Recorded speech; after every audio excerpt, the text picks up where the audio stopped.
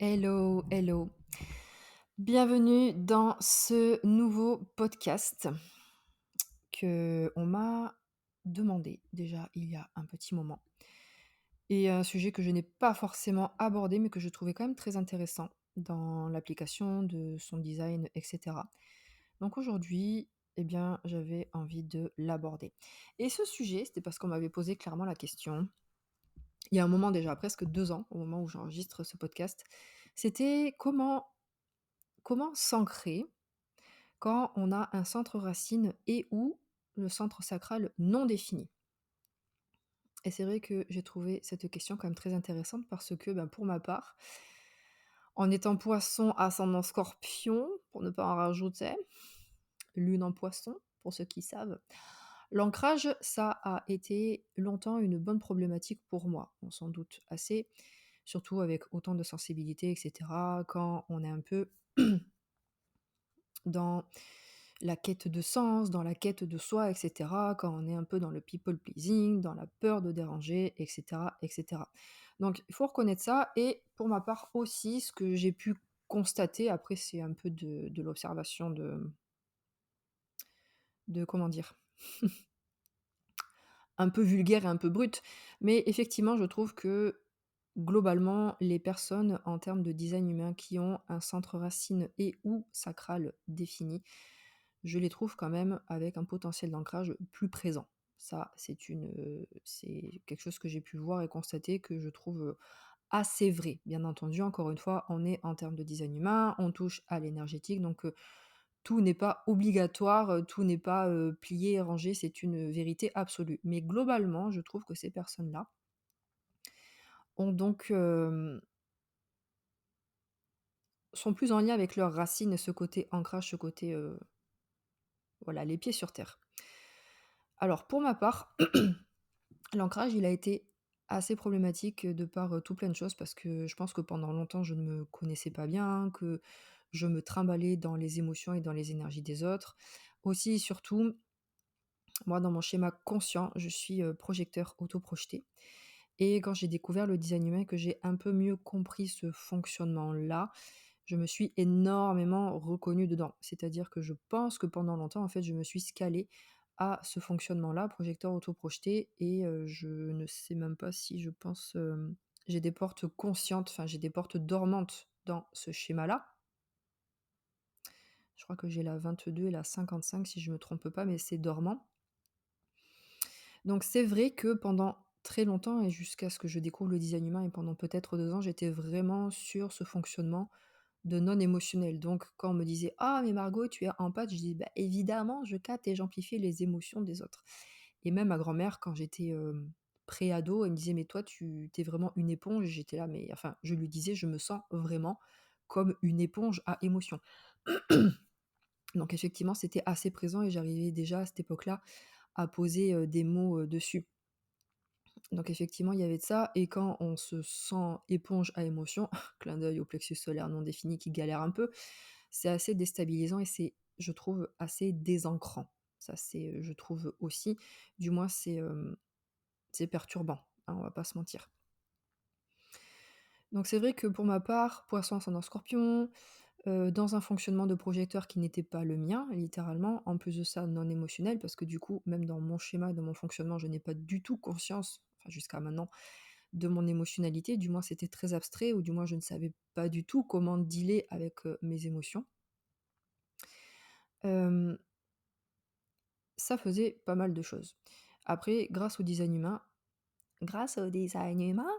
j'ai vraiment mieux compris ça. Après, je me suis pas forcément penchée sur l'ancrage tout de suite, mais là, j'arrive à une période de vie où il y a des épreuves, il y a des challenges, c'est vrai. Mais comment dire? Je me sens, beaucoup plus solide qu'avant et c'est très souvent d'ailleurs les retours qu'on me fait, même de personnes que je connais pas forcément. «On sent que tu tiens». Je dis: «Oui, effectivement» et je réponds, je me sens tenir, je me sens être vraiment bien solide. Après, il y a des périodes plus fluctuantes où on est plus déstabilisé, c'est une réalité. Mais de manière globale et générale, oui, ça n'a rien à voir avec ce que je pouvais être et ressentir il y a, quelques années. Donc après, j'ai voulu du coup dans ce podcast, prendre un petit recul et voir donner en fait moi mon parcours par rapport à cette notion d'ancrage sur plusieurs plans. Donc, donc voilà, ce sera un peu un podcast, partage d'expérience. Nous sommes sur un podcast de 1-3 évidemment. Et si ça peut aider, bah, soutenir et peut-être, parler à votre parcours ou à celui que peut-être vous vous apprêtez à faire par rapport à cet ancrage, ça ne sera que mieux. Alors, on va peut-être, dans un premier temps, parce que ça j'ai ma petite trame, mais je n'avais pas noté, qu'est-ce qu'une définition de l'ancrage? Donc, je suis allée interroger ChatGPT parce que ici, voilà, ça devient notre ami que j'ai pas envie de passer mon temps à chercher, mais mea culpa. Donc l'ancrage, d'un point de vue plutôt ressenti, parce qu'on parle beaucoup d'ancrage en fait sur les réseaux, dans les contenus, et cetera, mais c'est vrai que c'est une notion qui peut être, je trouve, très subjective, c'est très personne dépendant. Disons que l'ancrage pour certains pourra signifier plus ou moins pour d'autres. Je trouve que c'est quand même de toute façon une définition assez subjective, mais nous allons rester sur des notions assez générales et un peu vagues, OK? Donc selon ChatGPT, notre référence à tous, l'ancrage d'un point de vue des ressentis se réfère à la sensation intérieure de stabilité, de connexion et de présence dans l'instant. C'est un état où l'on se sent pleinement enraciné dans son corps et son environnement avec une perception claire de soi et du monde. En gros, on tient, on a des racines qui, voilà, peu importe le vent, on est à la fois un chêne bien enraciné et un roseau qui suit le vent. Cette expérience peut inclure une sensation physique, comme avoir les pieds solidement posés au sol, ressentir son poids ou une chaleur diffuse dans le corps. Donc ça, c'est encore une fois pour moi très personne dépendant. Moi, je ne ressens pas de chaleur. Voilà. Littéralement, je n'ai pas de centre racine sacral défait. Je ne sais pas si ça peut venir de là, je ne m'avancerai pas sur ce point. Mais voilà, pour moi, la chaleur, ça ne me parle absolument pas. Un sentiment émotionnel, une impression de calme, de sécurité, de sérénité, oui, évidemment. Une clarté mentale, être ici et maintenant sans se laisser emporter par des pensées ou des émotions envahissantes. L'ancrage est souvent recherché dans des pratiques comme la méditation, le yoga ou les exercices de pleine conscience car il aide à réduire le stress et à renforcer la résilience face aux défis. Sans avoir lu cette définition, il y a pas mal de points qu'il me semble aborder. Donc voilà ce qu'on pourrait décrire comme l'ancrage. Pour moi, l'ancrage, c'est une forme de certitude, une forme déjà de présence, effectivement. Ici et maintenant, dans le corps, on n'est pas que dans la tête, on n'est pas juste, oui, présent mentalement. Non, il y a le corps, il y a la présence, il y a... euh, oui, c'est une notion d'être dans le corps, tu vois, d'être présent ici maintenant dans le corps, d'avoir conscience de ses mouvements, d'avoir conscience de l'espace que l'on prend aussi, que ce soit dans une pièce ou dans une interaction. Ce côté un peu chêne, vous voyez? Un petit peu comme le chêne et ouais, le chêne et le roseau. Ce côté un peu chêne où, oui, on va avoir des challenges, oui, il peut se passer beaucoup de choses, mais ça tient la route et même si on est un peu ébranlé, eh bien, les racines sont là pour qu'on pour qu'on reprenne, qu'on refasse surface de manière assez aisée, même si ça peut prendre un peu de temps, même si ça demande des efforts, mais de manière assez aisée. Et ce côté où, oui, on peut encaisser, en fait. On peut encaisser, on peut encaisser, absorber certaines choses qui peuvent en déstabiliser, bah, des personnes moins «ancrées» entre guillemets, vu que c'est le thème de ce podcast. Donc, par rapport à cette définition et par rapport à mes retours d'expérience, donc pour moi, ce travail d'ancrage, il a été fait énormément sur des plans énergétiques. Je ne parle pas forcément de tout le vécu énergétique que je peux avoir, mais littéralement, je suis dans les soins énergétiques depuis 25 ans. J'en ai 35 à l'époque où j'enregistre ce podcast. Donc, quand, voilà, moi je suis, c'est pas pour me saucer, mais je ne suis pas de ces personnes qui disent ah, j'ai découvert l'énergétique il y a 2 ans et puis ça m'a fait du bien. Moi, ça fait vraiment 25 ans que je traîne dedans. Donc, on va dire que ce sont des notions que j'ai abordées à la fois dans mon entourage, dans ma famille, parce que j'ai eu l'immense chance d'avoir une famille extrêmement réceptive à ça, du moins des personnes référentes très réceptives à ça. J'ai eu beaucoup d'expériences dans beaucoup de pratiques. Vraiment depuis mes 10-11 ans, je fais des guidances, je fais des soins énergétiques, je fais de la sophrologie, de la kinésio, divers soins énergétiques, quantiques, enfin j'ai fait beaucoup de choses. Mais voilà, depuis mes 10-11 ans, je fais ça. Donc il y a eu pas mal ces notions de, aborder. Après l'ancrage, vu que ça a toujours été un peu un souci pour moi, que je me dispersais dans les énergies des autres, alors j'ai à la fois travaillé ça d'un point de vue énergétique, mais l'énergétique sur un fonctionnement incorrect, oui, ça va aider, mais c'est plus un pansement. Donc je suis plus allée travailler d'autres plans après, qu'ils soient émotionnels, connaissance de soi, développement personnel, et cetera. J'ai pas mal fait de méditation aussi, passé un temps, je ne sais même pas comment je pouvais méditer pendant 20 minutes en plein silence. Maintenant, ça me semble, voilà, j'ai un côté un peu dispersé, avec, tête et agenda non définis, mais c'est vrai que à ce moment-là, c'était aussi une période où je me sentais bien ancrée dans la pleine présence à mon corps. Je pense que c'est pour moi assez lié à ça. Donc il y a eu pas mal d'ancrage, enfin de travail d'ancrage pour moi d'un point de vue énergétique. Je me suis aussi formée à certains soins énergétiques avec une formatrice, sur des, soins, oui, quelques-uns qui ancrent, qui, renforcent, on va dire, certaines parties, plus masculines, on va dire. Du moins, il y a eu beaucoup de travail autour de ça. Ah, désolée, c'est une période où je suis un petit peu enrhumée, donc anyway, donc j'ai fait pas mal de travail sur les plans énergétiques, donc avec divers soins, diverses pratiques dans les soins, que ça soit quantique, que ça soit theta healing aussi. J'avais fait passer un temps avec, ma prof, ma formatrice. Mmh, il y a eu beaucoup de choses. Je me souviens même plus tout ce que j'ai fait, mais il y a eu beaucoup de choses. Donc il y a eu ce travail d'un côté énergétique. Ensuite, pour aller un petit peu plus dans certains détails par rapport aussi au thème général du podcast. J'ai appris à arrêter de me perdre dans l'autre. Et c'est là où le design humain m'a beaucoup éclairée parce que quand j'ai compris, je reviens pas mal dessus, quand j'ai compris que j'étais plutôt scalée sur un fonctionnement de projecteur autoprojeté, donc non émotionnel, pour moi, j'ai compris énormément de choses dans le fonctionnement auquel je m'étais collée pendant longtemps. Parce que, eh bien, pour les projecteurs autoprojetés qui écouteront, ou pour ceux qui ne le sont pas aussi, le projecteur déjà se fond beaucoup dans l'autre, énormément. Peut se perdre, ça n'est pas une obligation ni une vérité générale, mais peut se perdre dans l'autre.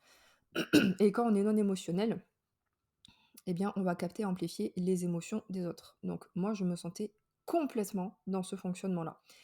Et quand j'ai découvert que le design humain me disait: «Eh bon, tu te perçois comme ça, c'est un fait, mais tu n'es pas comme ça m'a un peu mis une claque parce que je me suis dit: «Vraiment, j'ai adopté un comportement qui m'a mené là où j'en suis aujourd'hui, donc il n'est pas à bannir, il n'est pas à blâmer, mais est-ce que je reste dans ça ou pas?» Et littéralement, ça, je crois que j'en avais parlé à l'époque où je le traversais.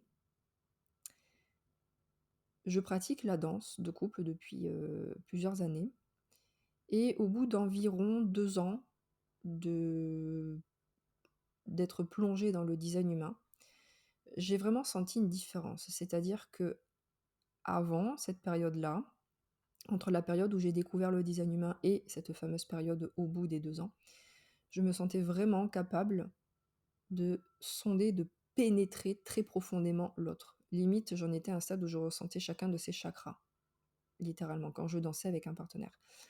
Et il n'y avait pas besoin d'être, intime, hein, par rapport à ça. Et c'était une force, hein, pour moi, on aime bien ça quand même. Et après, donc environ 2 ans après être tombée dans le design humain, eh bien, je ressentais beaucoup moins.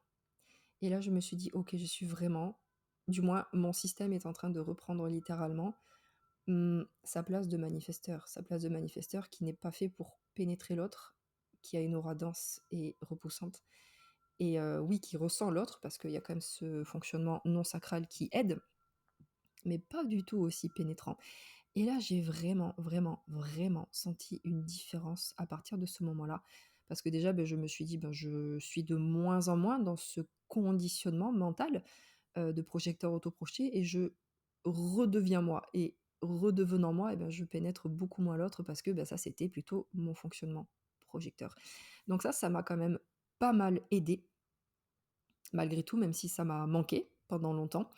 Mais ça m'a pas mal aidé à beaucoup moins me perdre dans l'autre, beaucoup moins m'imprégner de l'autre et et l'imprégner aussi lui, enfin de me fondre, hein, littéralement dans l'autre. Donc ça, malgré tout, je ne peux pas dire que ça ne m'a pas aidé, ça a beaucoup aidé littéralement pour mon ancrage parce que, bah, j'avais moins de «déperdition» entre guillemets d'énergie.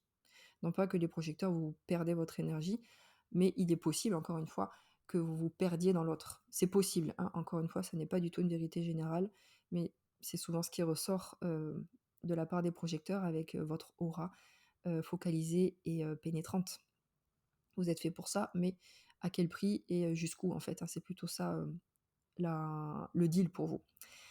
Donc c'est vrai que de revenir à ce fonctionnement manifesteur avec cette potentielle aura qui est, ben, plus dense et plus repoussante et moins pénétrante pour l'autre, ça m'a beaucoup aidée. C'est comme si après pendant un temps, j'avais comme cette impression de pas ne plus servir à grand chose, mais hein, ce côté quand on est habitué à interagir profondément via l'autre, et ben, quand on l'a plus, ça fait bizarre. Mais ça s'est passé finalement. Ensuite, un autre point, ça a été déconditionner mon centre racine sur l'urgence. Alors ça,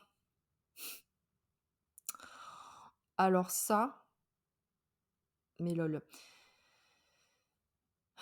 J'ai grandi, dans une famille où tout le monde est racine définie et je suis la seule à ne pas l'être.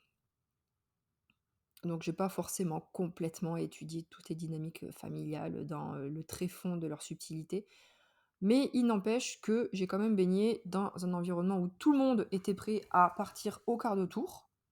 Là, maintenant, tout de suite, brrr, un peu avec une grosse décharge d'adrénaline et moi qui n'étais pas du tout équipée pour ça. Donc, autant vous dire que d'un point de vue croyance, j'avais bien comme il faut le code urgence. Ça, je m'en suis rendu compte il n'y a pas très longtemps et je me suis fait des petites séances en theta healing par rapport à ça m'a fait beaucoup de bien. D'où Jésus. Donc, de prendre conscience que mon centre racine n'était pas défini, ça n'a pas été facile, hein. Franchement, il m'a donné pas mal de fil à retordre, celui-là. Tout comme le splénique non défini, ça a été un peu compliqué. Donc ce centre racine, quand il n'est pas défini, donc on va capter et amplifier le stress plutôt physique, les sensations de pression et de tension un peu physique, d'urgence, hein, de l'environnement. Enfin, littéralement, le stress et des personnes et ou de l'environnement. C'est très usant. C'est un centre qui peut encore plus nous cramer, hein, littéralement, quand elle n'est pas définie, quand on se perd dans son fonctionnement incorrect. Ok, ça donne vraiment comment dire? Bah, des personnes qui peuvent être fébriles et qui, deviennent hypersensibles au stress. Moi, c'était une torture pendant longtemps et pourtant, je n'ai travaillé en tant qu'infirmière que dans des services d'urgence, du moins de réanimation. Mais j'ai toujours dit: «Moi, je pars pas, dans les étages, faire des réanimations, dans un environnement que je ne connais pas». Moi, j'aime bien l'urgence, maintenant avec le recul, j'aime bien l'urgence très cadrée, voilà. Quand les gens, ils sont surveillés, quand ils sont dans la chambre, que voilà, ça je ça je sais gérer. Mais l'inconnu, aller sur le terrain, genre les pompiers, le SAMU, moi c'est impensable. Moi je non, voilà. Donc chacun après sa notion d'urgence, mais voilà, il y a eu quand même un gros travail de déconditionnement autour de ça et sur comment je prenais le stress. Et je crois que j'ai fait un podcast aussi par rapport à ça il y a quelque temps. Ça a été un peu un déclic où je me suis dit je me sentais le stress monter et cetera, puis en fait, est-ce que ce stress est à moi? Non. En fait, je captais, j'amplifiais littéralement tout le stress et après avoir galéré pendant longtemps, je précise avoir galéré pendant longtemps par rapport à ce déconditionnement, ce changement de perception et de prisme de croyance autour de ce centre racine, à ce moment-là, j'ai toute la pression qui retombait, je suis revenue à un état de non-stress en fait. Et là, je me suis dit: «C'est bon, là, on commence à déconditionner pour de vrai». C'est quand même pas mal. Donc ça, c'était littéralement presque au bout de 4 ans. 3 ans et demi, hein, de pratique. Donc je peux pas dire que ça vienne rapidement, mais à force, on y arrive et ça porte vraiment ses fruits parce qu'à partir du moment où on arrive à se déstresser dans un environnement ultra stressant pour des racines non définies, vous vous ne pouvez être qu'ancré, en fait. Ancré en vous, dans votre fonctionnement, dans l'instant présent, en pleine présence et est-ce que je décide de est-ce que en fait, pas je décide, est-ce que je suis ce mouvement de stress ou est-ce que je l'observe, je m'en désengage et si j'ai besoin de surfer, éventuellement, j'y vais parce que c'est quand même une énergie poussante, pressurisante qui peut énormément aider. Et quand on est en mesure de dire: «Bon, ben là, ça ne m'appartient pas», voilà. On ne peut être que ancré. Ce qui nous «désancre» entre guillemets, c'est justement de trop suivre ce flot qui ne nous appartient pas en tant que racine non définie, personnellement je trouve. Donc il y a eu quand même un bon travail de déconditionnement de ce centre racine et sur la notion d'urgence. Est-ce que vraiment tout ceci est si urgent que ça? Les to-do list pressurisantes, etc., etc. Ça, j'ai ralenti, je les note, mais il y a des choses, ça fait 1 an que j'ai noté sur ma to-do, je les ai pas encore fait. Comme passer mon examen sur les composites en design humain, mais bonjour, on va y arriver. Anyways. Déconditionnement en autre point, déconditionnement en cours sur le centre sacral. Alors je dis déconditionnement en cours parce que si je dis j'ai complètement déconditionné mon centre sacral, je serai une grosse menteuse et je ne veux pas être une grosse menteuse sur ce podcast. Non. Par contre, effectivement, je suis en pleine réflexion, ça avance. Mais en tant que non sacral, pour les non sacros qui écouteront ce podcast, c'est un conditionnement qui est, je trouve, très lourd. Très lourd parce que après, ça encore, c'est très subjectif, hein. Il y a des personnes qui n'auront pas de soucis ou ça sera plus facile. Mais globalement, on vit dans un monde sacral, on vit avec des normes sacrales, on vit avec des injonctions sacrales et se sortir de tout ça, justement, il faut être sacrément ancré pour affirmer et confirmer que non, on ne va pas dans ce sens-là. Là, à vue de nez, ici et maintenant, je dirais presque que le déconditionnement sacral vient parce que on est super ancré et parce que on se connaît très bien. Mais avant, du moins dans mon expérience, avant, c'est compliqué. Parce que si t'es pas ancré, tu peux que te fuir dans le faire pour faire. Parce que c'est le conditionnement sacral. Je ne sais pas quand assez est assez et je fais pour faire. Pour le non sacral, je précise. Donc, est-ce que j'ai fini mon déconditionnement? Non. Est-ce que j'en ai davantage conscience? Oui, beaucoup mieux. Est-ce que je me repose beaucoup plus qu'avant en tant que non sacral? Bien entendu. Est-ce que en faisant moins, entre guillemets, j'ai plus? Oui. C'est une abominable vérité et qui casse tous les codes du business, parce que là, je parle plutôt en mode business. Mais oui, comme je disais, il y a pas si longtemps à une cliente, c'est presque dans les moments où j'apparais le moins en story que je fais le plus de ventes. Heu, voilà. Donc, il y a plein de petites choses qui se mettent en place après dans l'état d'esprit entrepreneur. Il y a du contenu à créer, il y a des réponses à faire, il y a des rendez-vous clients, il y a une nouveauté régulière à mettre en place. Ce sont des faits aussi qui nous amènent à être dans le faire. Mais du temps que c'est un plaisir soutenu par, pour le coup, mon plexus solaire, pour moi, c'est OK. Et puis le manifesteur, il aime bien créer, juste créer. Donc, le déconditionnement sacral, j'apprends à poser mes limites, beaucoup mieux. J'apprends à dormir quand j'ai besoin. J'apprends à passer des fois des semaines sans rien faire d'un point de vue entrepreneurial, parce que j'ai suffisamment fait qu'il n'y a pas d'urgence. Il n'y a plus d'urgence parce que j'ai du contenu qui est là. J'ai voilà, j'ai fait ce qu'il fallait, même si je pourrais toujours faire plus, mais est-ce que ce plus me convient ici et maintenant, à l'instant T? Je ne sais pas. Donc je continue à apprendre, je ne pourrais pas dire que c'est complètement fini. Hem, mais ce chemin se poursuit de ce côté-là, surtout dans cette notion de poser des limites et d'éviter de faire pour faire. Un autre point, alors ça, pour les émotionnels qui vont écouter ce podcast, pour moi, incarner mon émotionnalité a été quelque chose de profondément ancrant, mais genre profondément. Parce qu'en tant qu'être émotionnel, défini émotionnellement en termes de design humain, plus on fuit nos émotions, moins on est ancré. Je pense, c'est un raccourci très court, hein.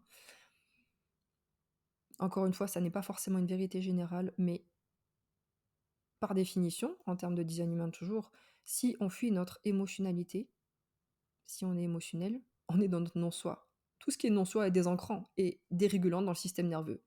Système nerveux dérégulé, on n'est pas ancré. Voilà. Si on pouvait résumer à l'extrême, ça serait ça. Donc c'est vrai que incarner mon émotionnalité, vivre mes émotions pleinement, les reconnaître, les nommer, sans chercher à les expliquer ou les rationaliser, je précise, les voir, ça a été profondément ancrant. Mais vraiment, vraiment, vraiment. Ça m'a permis d'être dans mon corps, d'être dans mes émotions, en pleine conscience, peut-être pas complètement pleine, mais en forte conscience de ce qu'il se passait. Et du temps qu'on est dans ce fonctionnement-là, je précise encore une fois, en tant qu'être émotionnel, on est présent à soi, du temps qu'on est présent à soi, c'était dans une des définitions que notre ami ChatGPT a dit, c'est une forme d'ancrage. La présence, ici et maintenant. Et ici et maintenant, je suis pleine d'émotions, peut-être de tristesse, peut-être de joie, peut-être d'amour, peut-être d'épanouissement, voilà. Mais comprendre, incarner mon émotionnalité et m'autoriser à la vivre, ça a été vraiment profondément ancrant. Et c'est énormément rassurant aussi. Parce que fuir ses émotions, encore une fois, je parle pour les êtres émotionnels, hein, mais fuir ses émotions, c'est hyper anxiogène en fait. On croit que c'est, je trouve, hein, on croit que c'est anxiogène de les vivre. C'est pas faux, hein, parce que voilà, des fois on se prend des vagues, merci bien. Mais j'ai l'impression que c'est beaucoup plus anxiogène de se refuser à les vivre. Parce qu'on se refuse à soi, on se refuse à être qui on est. On se refuse, pour parler plus loin, notre âme et notre essence. Qu'est-ce qu'il y a de plus désancrant, de plus insécurisant que ça? Déjà qu'on est tous en quête de soi, qu'on n'en peut plus, hein. Si en plus on se refuse, dans notre essence profonde, à vivre ces émotions qui nous constituent, c'est un refus massif de soi. Un refus massif de soi, c'est une un je baisse les bras, je refuse «la vie» entre guillemets. Excessivement désancrant, excessivement anxiogène. Finalement, non? Je sais pas. En tous les cas, ça m'est venu là. Donc vraiment incarner cette émotionnalité et donc d'avoir fait un travail de libération émotionnelle avant, ça a beaucoup aidé. Réguler mon système nerveux. J'ai un programme exprès pour ça, au cas où, complètement orienté sur réguler son système nerveux grâce au design humain. Il y a tout le contenu que vous pouvez vouloir sur ce point précis. J'ai mis au max de valeur, au max de contenu. Donc en tous les cas, réguler mon système nerveux a été très profondément ancrant, de manière générale et un petit peu plus spécifique en lien avec le design humain. Profondément ancrant. Alors, est-ce que je pourrais passer des heures et des heures sur un podcast à parler des bienfaits, des avantages de la régulation du système nerveux? Ça serait, je pense, en fait tout simplement l'intérêt d'un podcast, à lui tout seul. Mais réguler son système nerveux enlève tout simplement énormément de tension, de stress, d'anxiété dans nos corps, dans nos vies, dans notre mental, dans notre tête, dans tout ce qu'on veut. Du temps qu'on élimine ça, on travaille notre compliance, notre résilience, notre plasticité neuronale en fait, hein, nerveuse. Et tout ça, eh bien, amène beaucoup de relaxation. Du temps qu'on est relaxé, on peut être dans l'instant présent, on peut être ici maintenant, donc on peut être davantage ancré, tout simplement. Du moins, réguler son système nerveux, surtout si on est racine non définie et sacrale, ça permet de avoir beaucoup plus de élasticité à la gestion du stress. Énormément. C'est-à-dire qu'on va littéralement agrandir notre fenêtre de tolérance, là où, en fait, la fenêtre de tolérance, c'est l'espace qu'on a avant d'être dérégulé ou hyporégulé. La plupart du temps, on a une fenêtre de tolérance quand on découvre cette régulation du système nerveux qui est assez fine. C'est-à-dire que on passe d'un état de repos, digestion, shutdown émotionnel. On rentre dans cette fenêtre de tolérance, on est plutôt bien, et il suffit de très peu de choses pour nous faire péter un plomb, où on est complètement dérégulé ou dans un état de stress sympathique. L'idée, quand on a un centre racine non défini, je trouve, c'est d'augmenter cette compliance, c'est ça, au stress. C'est d'augmenter en fait cette fenêtre de tolérance où déjà avant d'être en mode shutdown émotionnel, repos digestion un peu en mode faire le mort, on en sort assez vite. On a on a un large espace dans lequel on est bien et entre guillemets, il en faut beaucoup pour nous faire péter un plomb. En gros, c'est ça, dans l'idée. Donc c'est d'avoir une fenêtre dans laquelle on est bien, on est dans l'interaction, on est dans une fluctuation qui nous active et qui nous excite un petit peu, mais qui ne nous met pas mal, voilà, qui nous stimule au final, hein, dans la journée, mais pas au point de perdre les pédales, d'être complètement dans «je baisse les bras» et cetera et cetera. Donc c'est vraiment travailler cette, fenêtre de tolérance.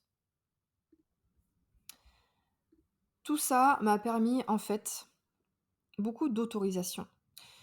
D'autorisation à être qui je suis, à me reconnaître et à être qui je suis dans cette propre auto-reconnaissance, on va dire. Et une forme de certitude identitaire. En fait, c'est littéralement ce que je travaille dans mes accompagnements aussi, c'est d'avoir cette certitude identitaire, c'est d'être sûre de qui je suis, comment je fonctionne, et que j'ai plus envie de m'excuser de tout ça.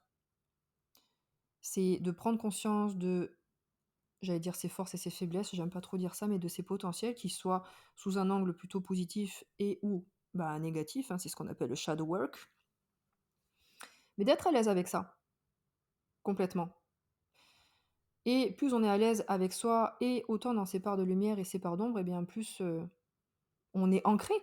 Il y a pas si longtemps d'ailleurs, je me souviens que j'avais bien mis de côté mon côté ombre. Je commençais à partir un petit peu trop dans oui, je veux être que la meilleure version de moi-même. Ouais, sauf qu'on ne précise pas qu'être la meilleure version de soi-même, c'est surtout être complet et complète et comblé, je trouve.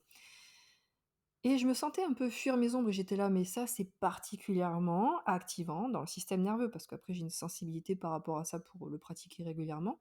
Et je me suis dit, mais qu'est-ce que je fais? Et ok, ben j'embrasse mes ombres, je reviens un peu à elles, je reviens dans leur reconnaissance, parce que ces ombres-là, elles ont besoin de reconnaissance. Et d'un coup, littéralement d'un coup, il y a tellement de pression qui est partie et une présence qui est revenue. Pour moi, la présence, c'est vraiment avoir conscience de ces parts d'ombre et de lumière, parce que si on en chasse plutôt une que l'autre, peu importe laquelle c'est, ben, on n'est pas vraiment dans la présence, on n'est pas forcément ancré, parce qu'on est demi-soi, en gros, tu vois. Donc effectivement, une autorisation et une certitude identitaire qui me font être comme chêne dans mes racines et roseau dans mon attitude globale dans la vie, pour prendre une métaphore un peu poétique. Travailler la résilience de ma ligne 3. Alors ça, pour les lignes 3 ici, c'est ne pas refuser l'expérience, je pense, l'expérience matérielle. De toute façon, c'est en allant dans l'expérience que vous allez asseoir vos certitudes et que ça va vous aider à vous connaître, à dédramatiser aussi beaucoup de choses et donc d'être dans l'ancrage. Si en tant que ligne 3, tu te refuses à l'expérience ou tu évites d'y aller, c'est pas ça qui va t'ancrer, tu vois. C'est ton processus de vie, il passe par l'expérience. Tout le monde, mais encore plus la ligne 3, qui adore se tromper aussi, même quand il y a des red flags partout. Mais disons que c'est ça, et plus on va être dans cette résilience de ligne 3, plus on va avoir cette certitude que quoi qu'il se passe, on a les épaules pour relever le défi. En gros, c'est un peu ça. Et en finalité, mais ça je pense que ça arrive en finalité, ou c'est par à-coup hein, dans tout ce processus et dans tout ce cheminement, c'est le lâcher-prise. Le let it go, le lâcher-prise, mais je pense aussi et surtout, c'est la sagesse à terme d'agir sur ce qu'on peut contrôler et d'arrêter de vouloir agir sur ce qu'on ne peut pas contrôler. Alors c'est une phrase très bateau, qu'on a lu et entendu des milliers de fois. Mais moi, pour moi, elle fait vraiment beaucoup plus sens maintenant. Parce que il y a aussi quelque chose que j'ai appris à dire, c'est ouais, mais c'est un non-sujet. C'est une collègue manifesteur qui l'avait dit, passé un temps, et j'ai trouvé ça très intéressant parce que est-ce que c'est un sujet sur lequel on devrait débattre? En fait, non. Ce sujet, actuellement, dans ma vie, dans mon prisme de perception et dans mon état actuel, ne mérite pas d'être débattu.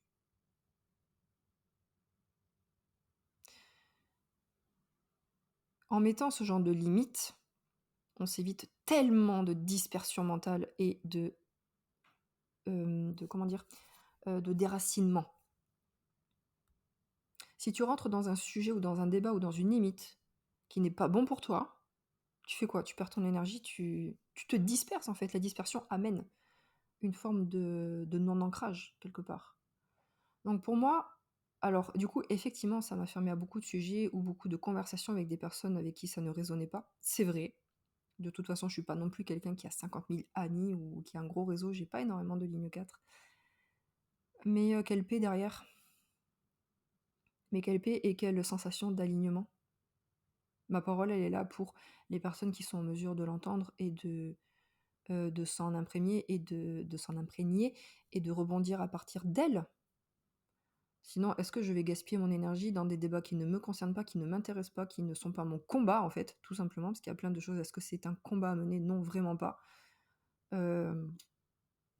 Non, donc vraiment, je pense à lâcher le contrôle sur ce qui est hors de ma portée. Alors après, en tant que manifesteur, j'aime bien avoir du contrôle, hein, on va pas se mentir. En plus, je suis 21-45. Mais j'ai appris à contrôler ce que je peux et ne pas contrôler ce que je ne peux pas. Je ne dis pas que c'est parfait, encore une fois. Je vais certainement me tromper en tant que bonne ligne 3. Mais ça amène beaucoup de relaxation d'esprit, de présence aussi, de conscience dans ce qu'on dit et ce qu'on fait. Et tout ça contribue fortement, je pense, à l'ancrage. La présence ici, maintenant, et la loyauté envers soi, j'ai envie de dire, presque. Qui touche un petit peu à cette notion d'ancrage, de présence, de stabilité, de solidité. Voilà, on a fait un bon petit tour. Je pense qu'il y a eu pas mal de points abordés. En tous les cas, j'espère que ça t'aura plu, que ça te parlera. Peut-être pas tous les points, évidemment, mais certains auront peut-être plus résonné que d'autres. Et puis, au plaisir de lire certains de vos commentaires et de vos retours après l'écoute de cet audio. Donc, je te souhaite une très bonne journée. Merci beaucoup pour ton écoute, pour tes partages. Et je te dis à très bientôt.